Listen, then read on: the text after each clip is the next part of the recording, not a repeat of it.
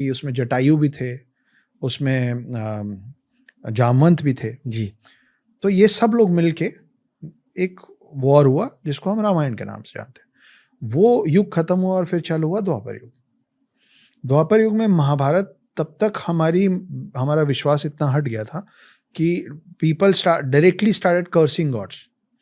जैसे महाभारत के अंत में ये धृतराष्ट्र की जो पत्नी थी गांधारी, उन्होंने कृष्ण जी को सीधे सीधे श्राप दे दिया था।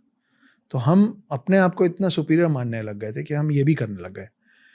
तो तब तक हम इतने इम्प्योर हो गए कि हमारे ब्लड लाइन के अंदर तक ये डीमंस घुस गए। तो जो फार ऑफ लैंड्स में थे वो दे एंटर्ड आवर बॉडीज। तो महाभारत युद्ध क्या था? एक ही परिवार का युद्ध था। तो जब एक परिवार में युद्ध हो रहा था तो उसमें दोनों कैसे थे? और अब हम रहते हैं कलयुग में जिसमें हमारे डीएनए में, हर इंसान के ब्लड लाइन में दोनों चीजें चल रही हैं। कई बार हमको पता होता है कि एथिकली ये काम गलत है, पर वो प्रॉफिटेबल होता है तो हम कर लेते हैं कि क्या आ जाता है, चलता है। तो इसीलिए युगों में जो डिटोरिएशन हो रहा है in our lifes is this.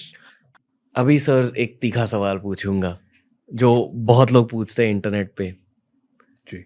क्या देव एलियन थे और उनके साथ साथ क्या असुर भी एलियन थे?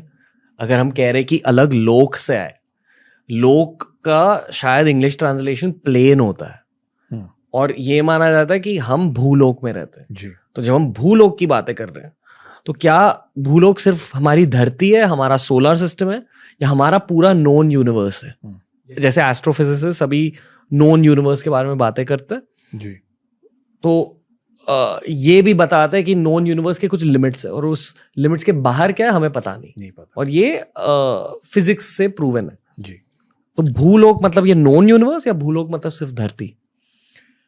देखिए, इस बात से एक बात याद आई है। जी। मैं पहले आपको वो टच करते हुए Sure. हम आपके श्योर वेस्टर्न कंट्रीज में जिस पहले आदमी ने बोला था ना कि अर्थ इज राउंड, उसको फांसी पे टांग दिया था। ये फैक्ट है, नाम मुझे ध्यान नहीं है पर मिल जाएगा कि ये अगेंस्ट द क्राइस्ट बात कर रहा है। जब ये वहाँ किया जा रहा था ना, उस समय भी हम यहाँ पे ज्योग्राफी को भूगोल ही कहते थे। भू मतलब लैंड और गोल मतलब गोल। तो हमको उस समय भी पता था, एंशिएंट साइंस बोल लीजिए, जो भी बोल लीजिए। इसीलिए मैं बार बार बोल रहा हूँ कि जो लोग भी इसको माइथोलॉजी मानते हैं, उसका और साइंस का बहुत करीबी ताल्लुक है। हम उस पर आएंगे जी। पर कमिंग टू आपके सवाल को कि क्या ये अलग अलग प्लैनेट्स में रहते हैं, जी ये बहुत इंटरेस्टिंग क्वेश्चन है। और आप इसको ऐसे सोचिए कि अब हम लोग धीरे धीरे एडवांस होते जा रहे हैं। हम मून पहुंच गए, हम मार्स पहुंच गए और अब हम और आगे जाने की तैयारी में। एक दिन ऐसा आएगा ना, मतलब आज से 500 साल पहले, 200 साल पहले कोई सोच नहीं सकता था कि हम मून तक पहुंच जाएंगे। हम पहुंच गए, मून तक पहुंच गए, मार्स तो दूर है, नहीं पहुंच, हम पहुंच गए। आज हमको लगता है कि जहां हम नहीं पहुंच पाएंगे, जस्ट इमेजिन कि एक दिन एक स्पेसशिप अर्थ से निकलता है और वो किसी ऐसे प्लैनेट में लैंड करता है जहां हैबिटेट है, किसी अलग तरीके के जीव हैं लेकिन हैं, और they have brains, they can understand. They might not be knowing our language, हमारा लैंग्वेज नहीं।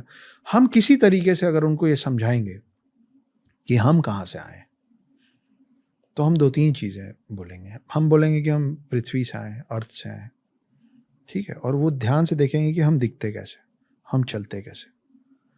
और फिर जब हम वापस, अब हम आए हैं और अगर वो हमारा नुकसान नहीं कर रहे हैं तो हम उनको कुछ तो देंगे।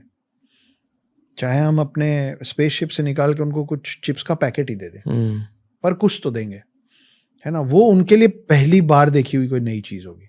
और उसके बाद हम वापस उसी स्पेसशिप में बैठेंगे क्योंकि हम ग्रेविटेशनल फोर्स तो सीख चुके हैं, और हम निकल के वापस अर्थ आ जाएंगे। रोज रोज तो उस प्लैनेट नहीं जा सकते, और उस प्लैनेट का टाइम अलग चल रहा होगा, हमारा अलग चल रहा है, ब्रह्मा का अलग चल रहा है ना। डिवाइन युगाज अलग हैं, ह्यूमन युगाज अलग है।